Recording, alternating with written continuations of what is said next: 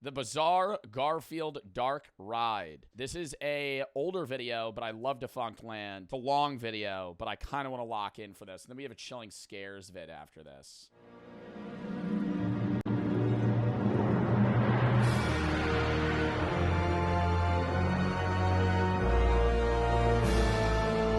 I'm already gonna yap. I'm sorry. I love the Garfield movie. Not the new one. That movie. The OG creepy Garfield movie from 2004, where he was a fat cat that didn't take shit from anybody. And it was a good voice actor, good acting, and it was just a fun film. This is a good movie. A little creepy at times. And, you know, I have the OG Garfield. Ah! That's this one. That's why this is the cool Garfield. He kind of looks like he's on drugs, like meth. No, not meth. He kind of looks like he's either really high or, I don't know, maybe about to throw up. It's a good one. Good film. Good film. And then they ruined it by getting Chris Pratt to fucking voice Garfield. Are you kidding me? Chris Pratt, Garfield is a grumpy cat. A grumpy cat, and he's obese, and he loves lasagna. And now you make him a little overweight. Maybe a little tubby. Okay, so let's get him a little fatter, all right? Let's get him a little fatter. I want Garfield a little bit bigger. I want him to look a little angry, and I want him a little angry, like he has hemorrhoids all the time. That's the vibe I want from Garfield, is that he can't poop well. It's like he's always uncomfortable. You know, he's always sitting weird. Always looks like he's about to attack you. Something like that. Like you, I don't have hemorrhoids anymore.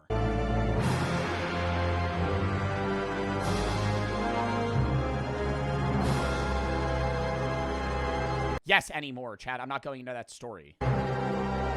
Took too much creatine senior year, and I had hemorrhoids. It was bad. I couldn't sit.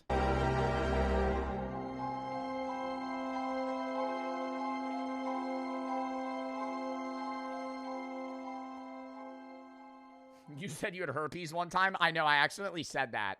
I was talking... I remember that. Yeah, no, I don't know what I was doing, but I remember I was talking to the guys. I was like, yeah, I had like herpes, my butt hurt. And they were like, what? And I was like, oh, I mean hemorrhoids. In the mid-19th century, in the northeastern region of the United States, there was a new... I don't have herpes! Stop! Lock into the video. ...pastime that people could not get enough of. Picnics. Don't 1 in 4 people have herpes? We need a lot. We're watching a video about Garfield. We're watching a video about picnics and Garfield right now. 1 in 3 people have herpes simplex, mouth herpes. If you've ever had not a canker sore, what is it called? A cold sore, you have herpes. Now, that's different from genital herpes. Genital herpes, less people have. Picnics have been a French time that 18th century. Lock in! In the mid-19th century, in the northeastern region of the United States, there was a new pastime that people could not get enough of. Picnics.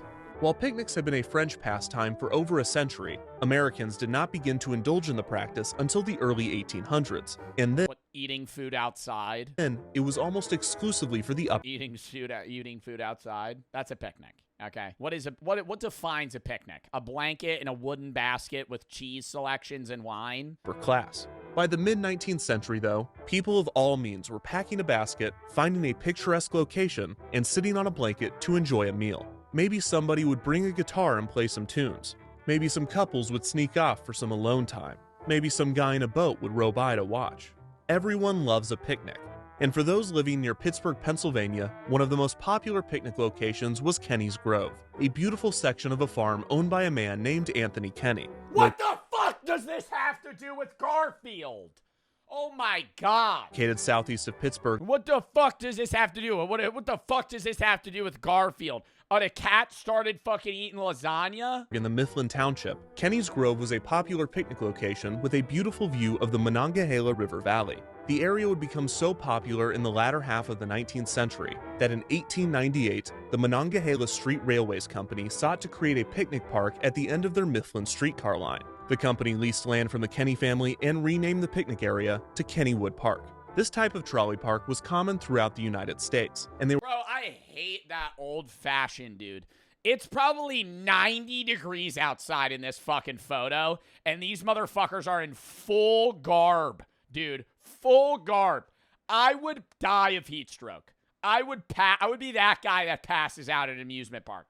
You're going to an amusement park, have a nice picnic to sit in the fucking beating sun. Were typically created to increase railway profits, especially on the weekends. As with many trolley parks, Kennywood Park would not remain a picnic park forever. In 1898, just a year after leasing the land, Monongahela added a dance pavilion, the casino building restaurant, and Kennywood's first ride, a carousel. The following year, a bandstand was constructed, and the year after that, in 1901, Kennywood built another new ride, named the Old Mill. The Old Mill was not a unique ride to Kennywood, but rather an entire category of amusement park ride. Old Mills are slow-moving boat rides, with no steep inclines or declines. The water in many of these rides are moved, as the name suggests, by a mill. Old Mills were best known for their significant indoor stretches that were most often in pitch-black darkness. This led many couples to take advantage of the dark portions for romance. Oh, they just start fucking in the lazy river? Oh, the Old Mill? The old hookup? The Old Mill? There's somebody 2 feet behind you? Oh, God. No. Pitch black. What is that? That's not romantic. That's related not romantic. Oh, you're just, oh, it's dark. Yeah, it's fucking hot as shit.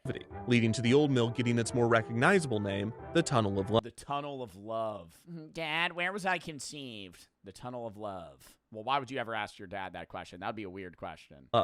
These seem to where was I conceived? Yeah, never ask a parent that one. Sprout up all over the place in the late 19th and early 20th. In a Denny's bathroom. Now shut up. 20th century, in World's Fairs, state fairs, trolley parks, and amusement parks, and their reputation soon became a marketing ploy, with more and more Old Mills receiving branding of a romantic or sexual nature. The Old Mill at Kennywood was one of the first Old Mill rides, and although it was never branded specifically as a Tunnel of Love, local couples found that it worked just the same. Kennywood's Old Mill would receive several themes and overlays during its first few years of operation. It was first themed to the... Bro, and this was like the cool kid thing to do, though. You know how, like, now, like, it would be like, oh, let's go to, like, a haunted amusement ride or some shit. Let's drink or something. It was like, let's go to the Tunnel of Love. Fairyland floats, then to the canals of Venice, and later to the... Nah, I feel like it was probably the equivalent of, like, spin the bottle. You know, like you would go into the Tunnel of Love and you would like make out with like your girlfriend. That was it. I don't think it was maybe over the pants type of stuff. The Panama Canal, which at the time was an extremely topical theme as the actual Panama Canal had just debuted. After the I'm forgetting we're watching a video about Garfield. Panama Canal theme, the Old Mill became the Rapids Gorge, and then the Fairyland floats again. Now they're getting to it, Chad. It's not clickbait. It's a 33-minute video. Before returning to its classic name, the Old Mill. In 1922, the ride underwent a refurbishment and received a new facade to appear more like a New England mill, and had its ride system overhauled and enlarged. Arguably the biggest change to the Old Mill in its early years would come after the ride caught on fire and burned to the ground, being rebuilt for the 1926 season and receiving new theming with comic supplement characters, including Happy Hooligan, the Katzenjammer Kids, and Jiggs and Maggie. Bro, when do we get Garfield, though? Jiggs and Maggie? That was the shit back then? A 10-cent magazine? Yeah, that's pushing the fucking budget there. That's probably like $100. In 1936, the Old Mill was redecorated again with 8 new theatrically lit pictures.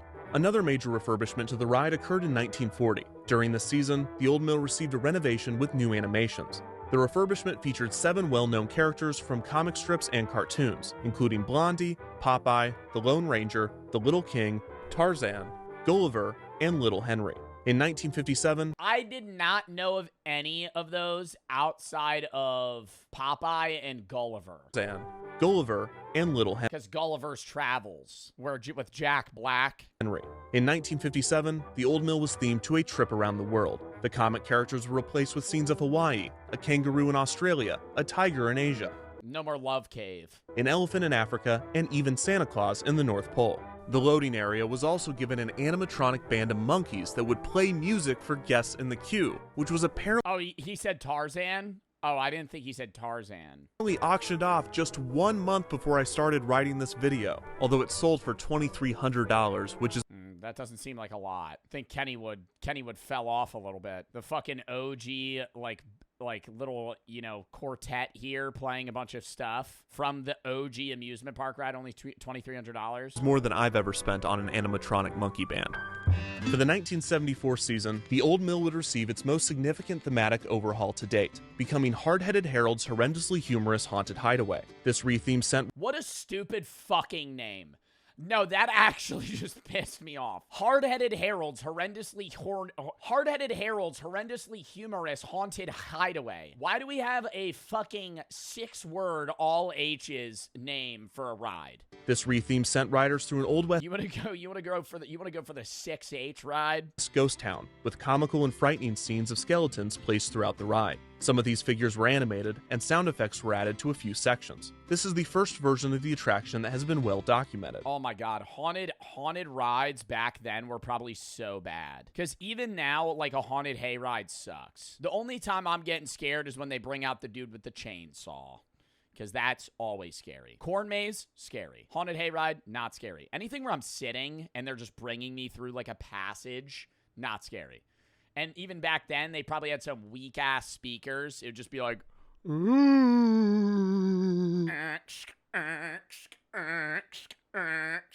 You just hear the animatronics just fighting to move the fucking skeleton. That's not scary. And it showcases the creative placement of the show scenes throughout the ride track. The Old Mill's middle section consists of 3 circles. In the center of these, outdoor show scenes were constructed, with parts of the tunnel being removed and replaced with fencing so guests could look outside. There are also 4 show buildings where dark ride scenes have been placed. Despite the creative theming of Hard-Headed Harold's horrendously humorous haunted hideaway, the Old Mill continued to be known for one thing. Kennywood's director of community and government relations put it best, explaining, quote, "It didn't matter what the theme was. Anyone who rode that ride in the 60s, 70s, and 80s, they were not on... was gooning. That ride. They were going in that ride to hook up with people. To look at the scenes. It's a place for cuddling and to sort of make out canoodle. You're a little bit canoodle. Nervous about... I think this is going to turn into the Garfield ride, and that's where things get really bad. People making out with the Garfield ride, they're making whoopee in there, dude. That's how this relates. Is this ride has its name for being the hookup ride, and then they're going to full transfer it to Garfield and lasagna. About getting on the Old Mill with the girl the first time, because you might end up getting slop, but you also might end up getting, you know... you might end up getting slop? Did he just say that? You might end up getting slop, but you also might end up getting, you know, a snuggle.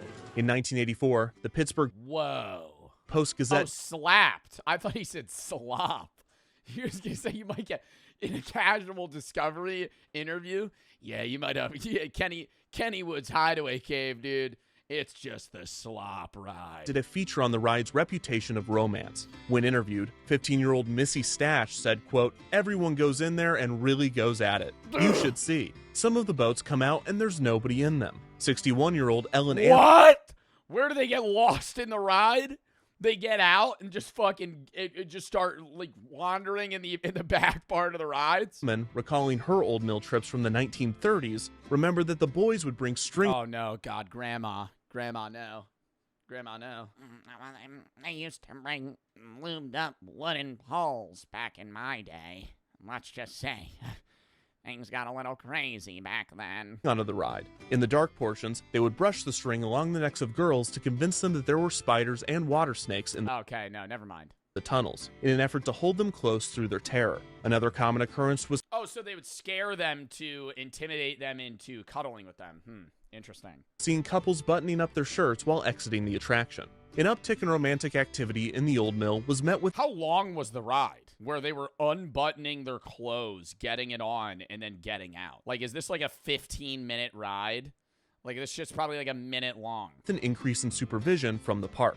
Kennywood employees would be stationed at various points throughout the ride, armed with a flashlight and a disapproving stare. They would rarely intervene if the activity was... What a job. Nothing more than a kiss. But for anything more than that, the young couples would be told to knock it off.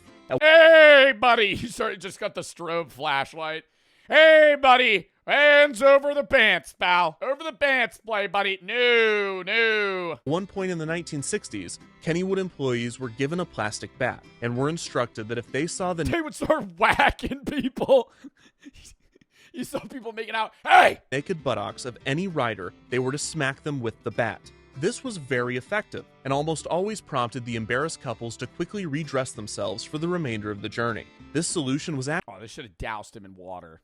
Nobody had phones back then. That would have been hilarious. Cold ice water. You see somebody making out on the ride, woof, just a gallon. actually quite popular in old mills, as this photo from a different tunnel of love proves. Kennywood would later install cameras and a PA system so that employees could tell riders to stop their behavior without having to assault them in the dark. Hard-Headed Harold's horrendously humorous haunted hideaway understandably dropped the alliterative name in 1990. That's a fucking tongue twister, dude. Hard-Headed Harold's horrendously humorous haunted hideaway. Fuck. Hayride, not hard-headed Harold's horrendously humorous haunted hideaway. 1992, reverting back to the old mill but keeping the rest of the theming. As the old mill entered the 2000s, officially celebrating its 100th birthday, Kennywood was weighing the pros and cons of the ride. Due to its age and design, the attraction required a lot of maintenance and took up a significant amount of land at the park. Kennywood is well known for constantly building new attractions and creating new experiences to push locals to come back each season, so it was not out of the question to tear down the old mill and replace it with something more modern and thrilling. However, the management at Kennywood also cares deeply for the history of its park, and few, if any, wanted to see the park's oldest attraction torn down. So 100 years after its opening and 30 years after its last major refurbishment, a refresh of the old mill was on everyone's minds. Kennywood wanted to find a way to keep the historic ride in the park, but update it to appeal to modern audiences. Garfield. And the answer to this would come in the form of a powerful cat named Garfield. Whoa, he was really fat then. Dude, they've been slimming him out. Would come in the form But he's on Ozempic of now. a powerful cat named Holy. Dude, look at his cheeks. And he's smoking. Garfield.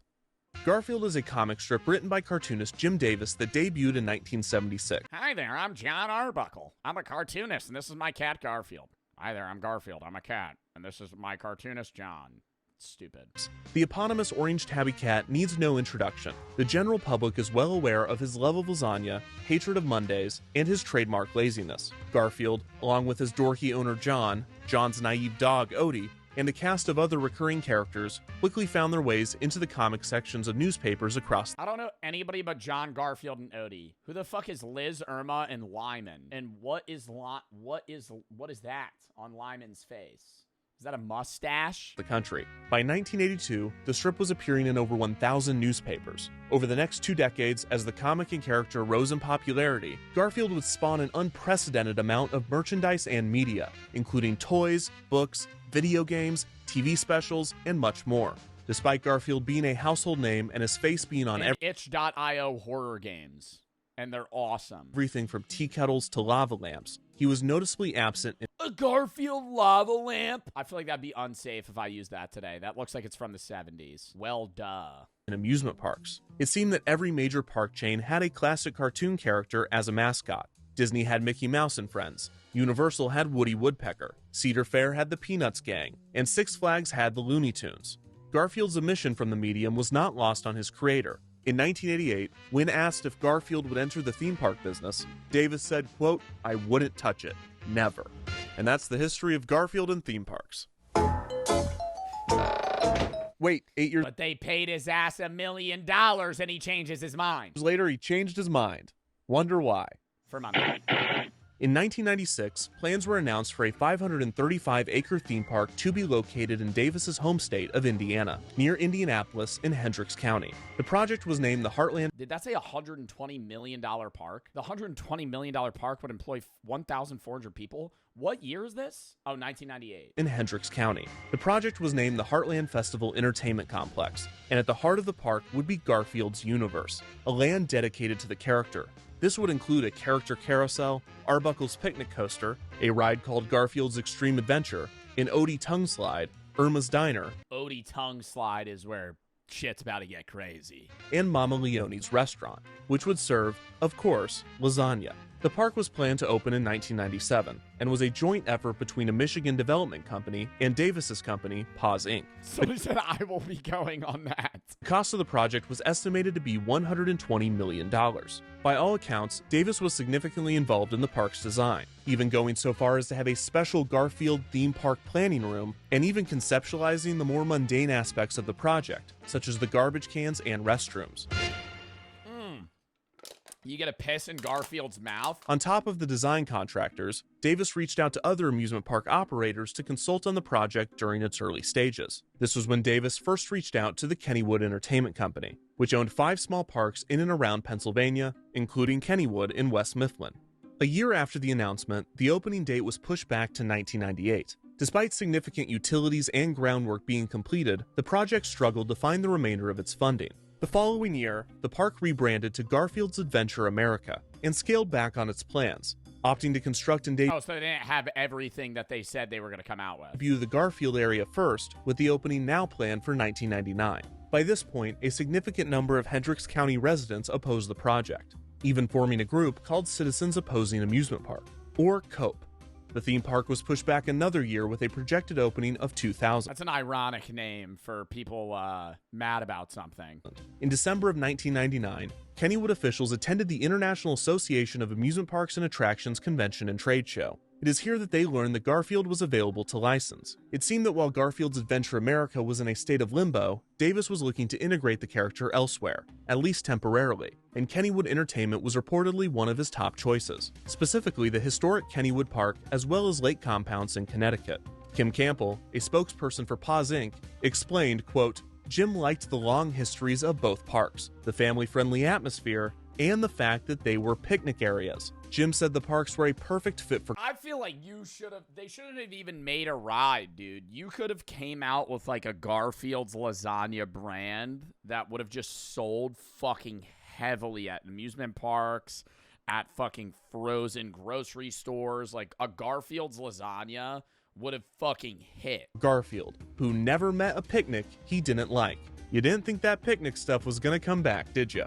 An agreement was made between Kennywood and Paws Inc. for a 1-year licensing deal to have Garfield and Odie become the mascots of both Kennywood and Lake Compounds. This is despite the fact that Kennywood and Lake Compounds already had mascots. Kennywood had Kenny the Kangaroo, and Lake Compounds had Kyle the Crocodile. Both parks... Kyle the Crocodile. That guy... I thought... Okay, no, I thought it was making noise. Holy shit, no, that scared me. No, I thought it was going to explode. Doesn't it look hotter than normal? I was looking at it literally like 5 minutes ago when it showed the Garfield lamp. Like, look how much it's moving. Hold up, I got to turn the lights off. Like, look. Unplug it? No. I don't think it'll explode. It's like making noises. I think it's okay. I think it's okay. No, it's not going to blow up. No, it's not going to blow up. It's fine. Compounds had Kyle the Crocodile. Both parks assured fans that Garfield and Odie would stand alongside the legacy characters and would not be replacing them. This integration in the northeastern park seemed... Yeah, I don't want to lose Kyle the Crocodile. That really upset me. The pink crocodile that looks like his eyes are bulging out of his fucking head. ...to conflict with the appeal of Garfield's Adventure America in Indiana. However, it was revealed that the developers of the Indiana park only had the exclusive rights to the character within a 150-mile radius, and that Jim Davis and Paws Inc. had never financially invested in the park. The developers assured the public and their investors that Garfield's integration at Kennywood and Lake Compounds would not detract from the appeal of Garfield's Adventure America. But at this point, many were convinced that the park would never be built. Meanwhile, at the Kennywood parks, Garfield and Odie were fitting right in, taking photos with guests, selling merchandise, and appearing in advertisements. The integration was successful enough that Kennywood and Paws Inc. extended their agreement, further cementing Garfield's presence in the parks. Kennywood's Kittyland would receive more Garfield theming, and in 2002, the first Garfield ride opened at Kennywood, named Garfield's Pounce Bounce, a kitty bounce tower made to look like... What a boring-ass fun tower, dude. That shit's like 20 feet high. ...a block of cheese, covered in mice, and a... Never mind, it's still going. adorned with a Garfield All right, bro, what a boring ass ride. That shit's like 35 feet high. statue. As Garfield continued to increase his presence at Kennywood, the It's for kids? Yeah, it's boring as hell. park in Indiana was You're not dying from that height. A fucking, like a shot ride like that, it has to be like, if this didn't work, I die. That's a good ride. adorned with a Garfield statue. As Garfield continued to increase his presence at Kennywood, the park in Indiana was finally canceled. What the fuck is wrong with you? What do you mean? That's the fucking idea of an amusement park. It's scary. If that's not a scary height, well, that's a scary height, obviously, 35 feet. But I'm saying it's for kids, then make it a fucking seesaw, buddy. Then make it a fucking swing ride. What fucking double shot is for kids? The developer had been That's for adrenaline junkies. sued by one of its contractors for lack of payment, and not long after this, it was revealed that the park owed $166,000 Oh, interesting. Maybe the double shot fucking kids ride didn't do so well, Chad, huh? Maybe the Garfield double shot ride wasn't as much of a success as you thought it would be. Huh, interesting. in back taxes. The park was soon foreclosed on, and the development company filed for Oh, cool. Maybe the Garfield ride wasn't so great. bankruptcy. By 2003, the project was dead, and the county was redistricting the land where the park would have sat.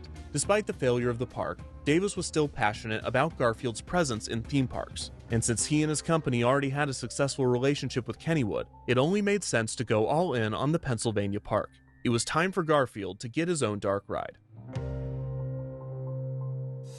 It was at this point that the history of the Old Mill and the history of Why would you do a dark ride for Garfield, though? I don't understand that. Like, what are they going to show in there? Just like animatronics of Garfield? Garfield collided. Davis and Paws Inc. wanted a Garfield dark ride, and Kennywood wanted to retheme the Old Mill. The timing was perfect, and even better, Kennywood already had a designer in mind. Larry Kirshner, the owner of the haunted house design firm Halloween Productions, had recently installed an attraction at Kennywood, telling park management that if there ever came an opportunity to design a dark ride, Kirshner and Halloween Productions wanted in. Kirshner recalled wanting to design a dark So they're going to make a horror-themed Garfield ride? ride so bad that he would almost do it for free. When the Garfield Old Mill retheme was discussed, Kennywood reached out to Kirshner, who happily accepted the job. Kirshner's plans for the attraction included animatronics and 3D effects, and his background in haunted houses would lead him to pitch a Garfield ride with horror and comedy aspects, not dissimilar to the Old Mill's hard-headed Harold theming. However, Kirshner's plans were too ambitious. He recalled, quote, "We wanted to make it look like a billboard smashes open and there's a Frankenstein food character, and then we squirt them all with water. I wanted to do other CGI effects so it wasn't so static and so the characters were interacting with them." Obviously, big effects like this were difficult to achieve in the retheme's limited budget, but the team ran into another issue entirely. Kennywood officials explained to Kirshner and Halloween Productions that, quote, "We can't make it too great because too many people would want to ride it. It has a What? So they make the ride boring enough to where it still gains attraction, but not to the point where the line is too long for the ride? We can't make it too great because too many people would want to ride it. It has to be pretty limited capacity since it's a boat ride. pretty limited capacity since it's a boat ride." Pete McEnany, the general manager of Kennywood and But the log flume's hype. How do you improve on the log flume? That's a boat ride. Entertainment, remembered, quote, "One of the things we had to do was not make it too spectacular because it doesn't have a high capacity. So with a small budget and an explicit directive to make the ride no better than good, the team marched forward." Kirshner imagined guests riding through the Old Mill as though they were riding through a Garfield book. The premise for the ride was that Garfield was having a nightmare, which would give the team an excuse to incorporate horror elements and retain some of the dark portions. One point of contention in the ride's history was the involvement of Jim Davis and Paws Inc. While Davis certainly wanted the ride to be built and approved it, there was a dispute as to how involved he was in the creative process. McEnany recalled that Davis wrote the script for the ride and drew the concept art, but Kirshner recalled, quote, "We did 20 or 30 drawings. He didn't do anything. I never talked to Jim Davis. The biggest thing was he or someone gave us some Garfield books and then we had to figure out which story we wanted to tell." Despite So he just kind of approved it. the obstacles, Kirshner and Halloween Productions were able to pull off a substantial retheme to the Old Mill, resulting in the most elaborate overlay in the ride's 103-year-old history. How this version would be received by the public, though, was still uncertain. On May 1st, I never even knew the history of this shit, though, because this is all so fucking old. I never knew Garfield even had... Is there Garfield amusement park rides today or no? Like, this is just full failed. 2004, Kennywood opened for the season with a brand new attraction, Garfield's Nightmare. The retheme to the old mill was dedicated with a small ceremony, at which Garfield and Odie took their first ride. Kenny the Kangaroo was also in attendance. It just immediately catches on fire, and one of the mascots falls into the fucking water. Although he could not fit into the boat with the other characters.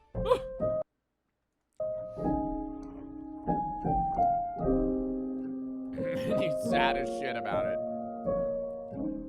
Guests entered the attraction under the large signage, twisting around an outdoor queue with the familiar old mill. Oh wow, the Garfield ride's real fucking hype, dude.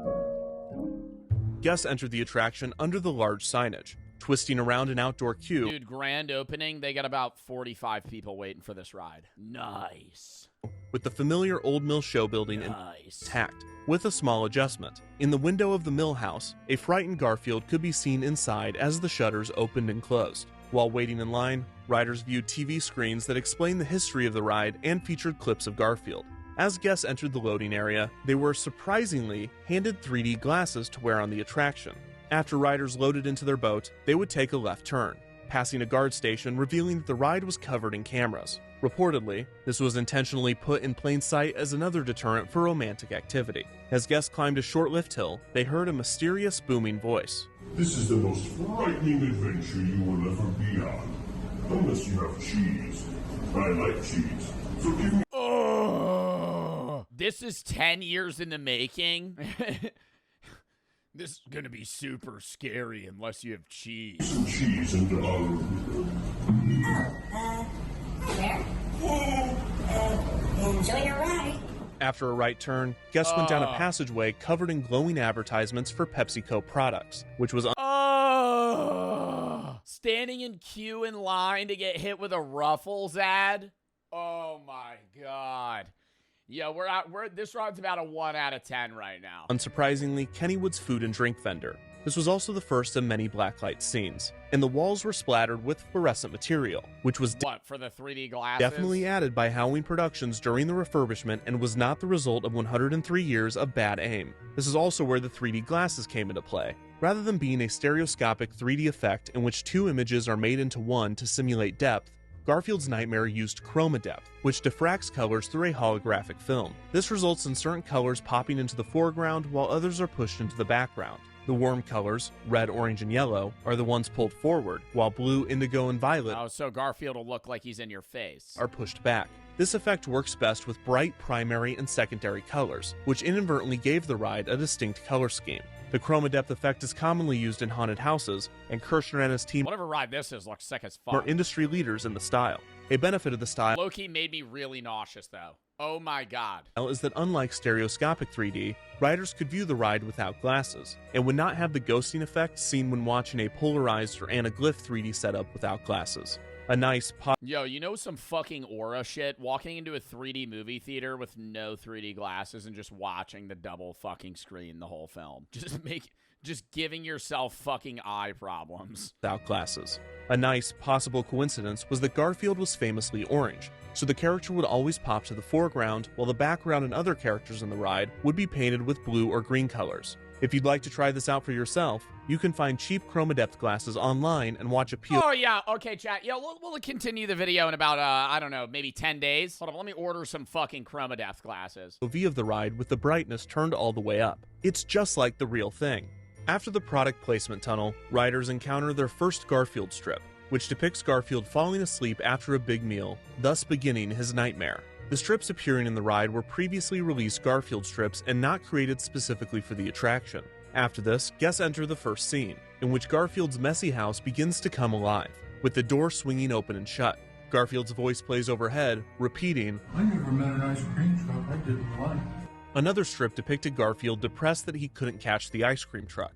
In the next scene, the ice cream truck finally appears, but in a twist, the truck, driven by ice cream cones, is chasing after Garfield. Another strip depicted Garfield scaring the mailman, a running gag in the comics. The next scene shows the mailman smiling as an angry dog opens and closes its jaws. The next strip features another running gag from the comics, in which Garfield This shit sucks! Yeah, they 10 fucking years for this ride and I'm reading comic strips than fucking colorful LED lights? torments spiders. Predictably, the next scene is of a large spider Oh! tormenting Garfield.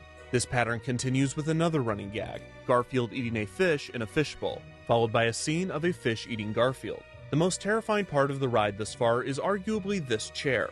While not explicitly referenced in the ride, another running gag from the comic strip is Garfield using John's chair as a scratching post, and it appears that this chair, while not getting direct revenge on Garfield, is having a great time watching.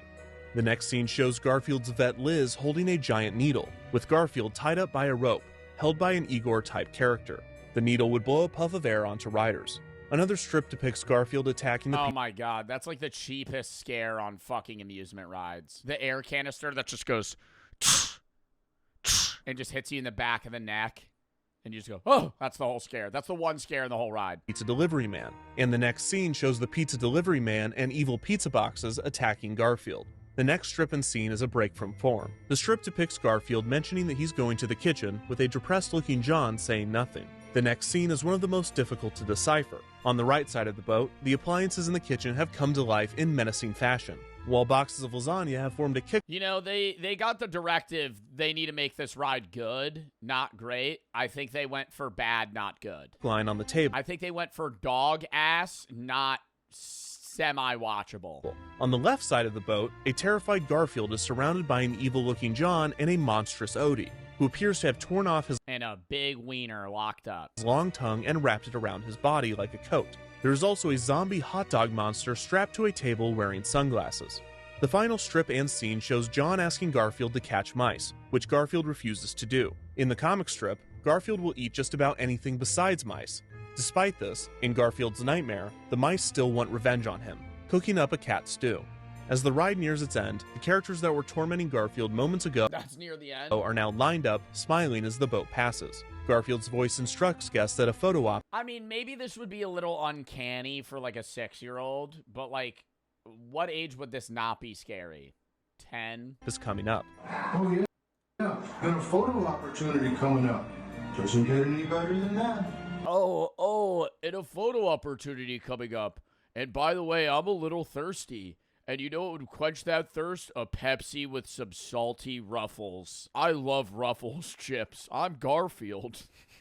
Wow, Mountain Dew's really good with lasagna. And you can get a Mountain Dew for $5 at the stand outside of the ride. I bet you need something to drink after this ride. And I would quench that thirst with a Pepsi. The mouse from the beginning of the ride instructs guests to smile as a large camera is clearly placed so the guests may pose for the It just flashbangs the fuck out of you. Doof. picture. As guests reach the end of the ride, a final strip appears on the wall. Garfield says, quote, "What a great ride. It was kinda scary, but it's over now," while the creatures from the ride follow close behind. This appears to be the only Garfield strip created specifically for the attraction. Garfield's Nightmare was drastically different than the old mill Kennywood regulars were used to, and any significant change would have its detractors. However, Garfield's Nightmare almost immediately developed a cult of hatred among parkgoers, with many citing its cheap effects, product placement, and overall bizarre And that's where it becomes the Goon Cave. nature. It was too scary for many children, and too Garfield Too scary? Are you fucking kidding me? I was scared of everything when I was a kid, and I would have gone on this ride. for many adults. For longtime Kennywood fans, it felt like a betrayal of the historic old mill. But in all fairness, they probably just weren't around for the 1920s version that featured Jiggs and Maggie, the Garfield and Odie of the 20s. As far as a Garfield ride goes, it successfully featured many classic characters and famous scenarios from the comics. And the original art that Kirshner and his team created for the ride looked like it was pulled straight out of a Garfield strip. Despite the low budget, the attraction featured solid gags and some terrifying imagery.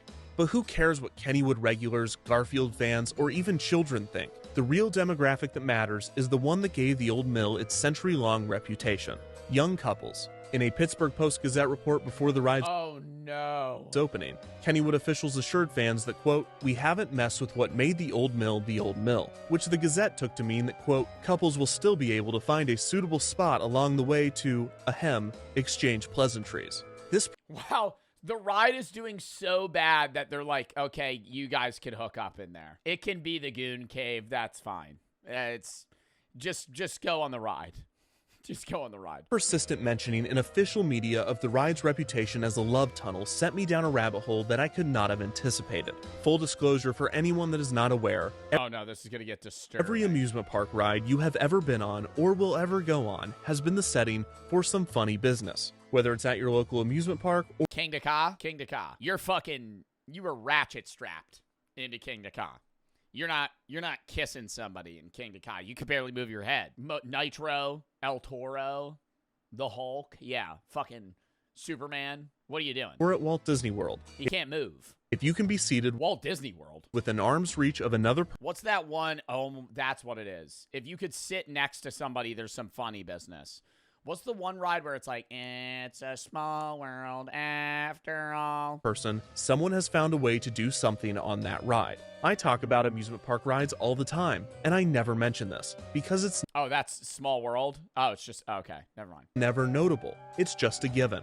However, in all of my research, I have never come across a ride in which major publications, journalists, have reported consistently, constantly on a ride's reputation like the Old Mill First ever kiss? Yo, where was your first kiss? The Garfield horror ride. at Kennywood. I found a Boy, was it crazy. newspaper article from 1934 talking about how the ride is a great spot for couples, and the 1984 article in which couples were interviewed about their romantic activity pushed me over the edge. Not what I meant. After hearing mention that sometimes boats would pull into the station with no one inside, I knew that I had to go deeper. Dang it. Look, if you're just interested in the physical history of amusement park rides and you don't Wait, the video hasn't gotten serious yet? We're 24 minutes in. Chicken Exit 26, continue care watching about the Certain culture Doom. attached to the Old Mill, I'd recommend skipping Yeah, they're having sex. They're having sex on this ride. into this time code. For those remaining, there was a significant amount of documentation as to how Kennywood attempted to police young lovers on the ride, but little was known on how these riders were able to accomplish some of the feats that they were boasting about. Were these legends true, or were they fiction? In the name of research, I tweeted the following: have you or someone you know ever made out or made love in the Old Mill Dark Ride at Kennywood Amusement Park? Well, you're opening a can of worms, man. I don't know if that's a good questionable tweet. Have any of you guys done it in the Garfield ride? If so, please email your story to imadeloveintheoldmill@defunctland.com. I followed up this tweet clarifying that I didn't want details of the activity, I wanted to know where in the ride people jumped out. And either no one saw this reply or they didn't care, because I did receive many emails, and most of them contained graphic detailing of activities that took place in the Old Mill. To borrow a bit of Pittsburgh Gotta be a lie. Unless it's so detailed that it's like, okay, they've been on the ride. yins are nasty. Of the 56 messages I received, only 3 were obviously fake, Got an unpleasant. and the vast majority contained details far too specific to be made up, mentioning school trips or special events that I verified were accurate. I'm not going to share any of these and assert that they are 100% true, but here are a few of the more interesting submissions with redacted bits for anonymity and appropriateness. Feel free to pause and read at your own pace. While we didn't blank, me and my partner made sweet, passionate gay kisses on the Old Mill because it was dark and the skeletons were kind of cute. I'm 48 years old. I normally don't share things like this, and I like your videos. My lover, ex-husband, don't marry your assistant manager from your first summer job. Went through the line normally. As people began to get packed into the line, my downstairs got as slippery as the log jammer. We were subtly grinding in line. Oh, they were dry humping, waiting for the ride to start. We played handsy, hotsy on the actual ride. Let me tell you that even though my ex-husband was a general disappointment in life, Garfield and I were both screaming by the end of the ride. Oh, hell no. I was 14 on the ride with my dad, visiting the Garfield Park to celebrate his recovery from a recent surgery. Two older teens in the boat in front of us were making out passionately. Yes, on the Garfield ride. I never witnessed such graphic kissing despite only seeing their silhouettes. There were noises, but I couldn't be sure if it was them or the ride because wet slapping. Ugh. Dad grumbled the whole time. Went on the boat. No parents were around, and sure enough, my friend stood up, screamed aerial dump and took a big wet one right in the water. Wait, somebody took a dump in the Garfield ride. That is hilarious to go aerial dump and you hear just a big, like a splash.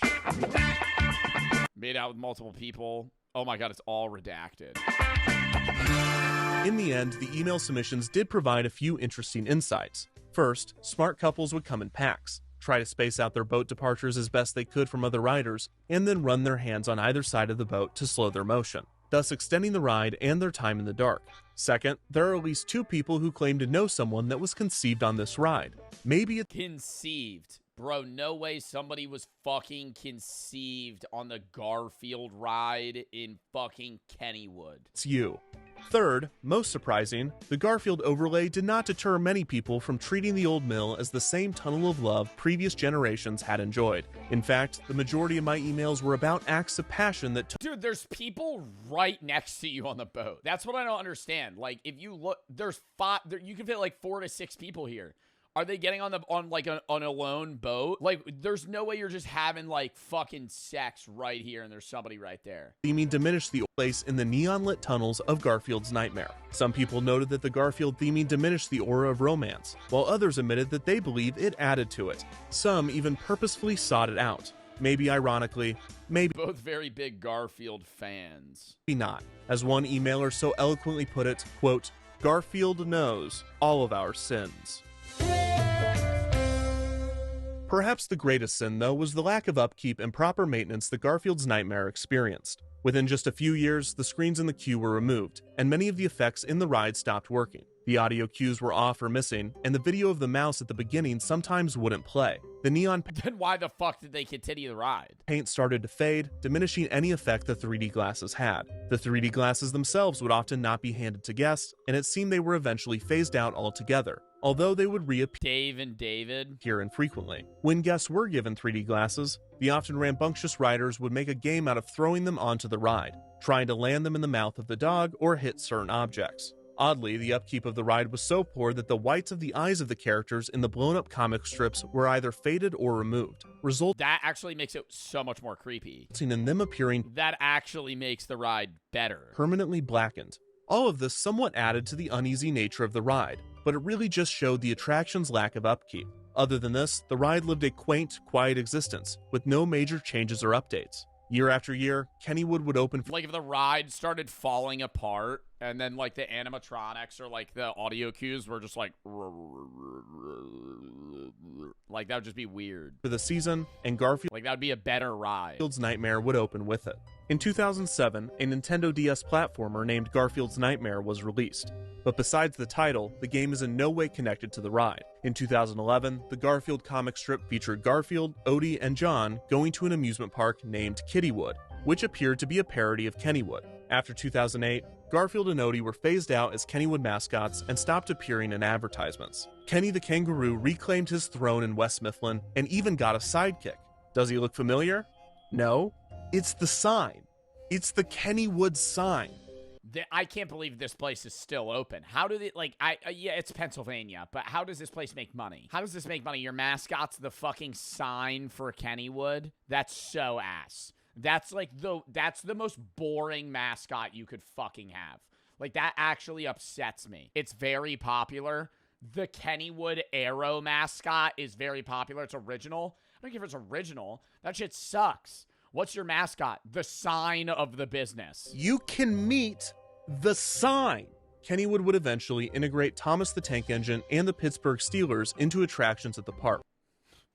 And the new properties fit into Two polar opposites here. Pittsburgh Steelers. Kennywood much more effortlessly than Yeah, we'll go on Thomas the Tank Engine. Garfield ever did. Despite Garfield and Odie no longer appearing in the park, Garfield's Nightmare continued to operate, year after year, with Is no it still open? no end in sight. This was until 2019, when news broke that Paws Inc. was being acquired by Viacom, and the rights to Garfield would be utilized by Viacom subsidiary Nickelodeon. This also put Viacom in charge of the character's licensing. Viacom immediately began Oh, tightening is that why Garfield sucks now? the brand's image, and the company told Kennywood that if they wished to continue to operate Garfield's Nightmare, the licensing fee would be increased significantly. This pressured Kennywood into removing the Garfield's Nightmare theming from the old mill, and no one at the park put up much of a fight to save the ride. Garfield's Nightmare had operated for 16 seasons, and for many, that was 16 too many. This is not to say that the attraction had no fans, as in those 16 years of operation, an entire generation of Kennywood visitors had experienced the ride as their one and only version of the old mill. In March of Hey, Timmy, me and your mom conceived you on the Garfield ride. 2020, Kennywood's YouTube account posted a video titled The Right History about of the here. Old Mill Right about here, next to this Pepsi logo. at Kennywood. The video started as a Ken Burns-style theme park We shared a Pepsi after. documentary in a similar vein to other YouTube channels that I'm completely blanking on. However, That's why your middle name's Pepsi. That's why your middle name's Garfield. halfway through the video, it was revealed that this was not just a retrospective of the old mill, but it was also an announcement. We're going to be bringing back the old mill as so many of you have requested and restore. Who the fuck's requesting the old mill at Kennywood fucking amusement park, dude? 80-year-olds? 80-year-olds? Nobody went on the old mill outside of people that were born in fucking 1970. Nobody's requesting the old mill. Restoring the ride to the retro Western theme. The news was celebrated by We're going to be re-putting this to the old shithole ride it used to be. It's just going to be pitch black the entire time with some Western music playing in the back. fans who cheered, "The nightmare is over." And the Pittsburgh City Paper's headline read, "I hope they serve lasagna in heaven." During the off-season, the ride was gutted and completely rethemed. Unfortunately, all of the props from Garfield's Nightmare with a direct tie to the Garfield brand were destroyed at the demand of Viacom, in order to prevent them from being sold or ending up on the black market. To ensure compliance, Kennywood had to film employees completely destroying the Garfield props. Wow. The opening of the ride would be delayed due to the COVID-19 pandemic, but when it debuted for guests in July of 2020, when Kennywood opened for a shortened summer season, it was met with positive reviews. The familiar Old West ghost town theme was welcomed back into the historic ride. This shit looks even worse. This shit looks even worse.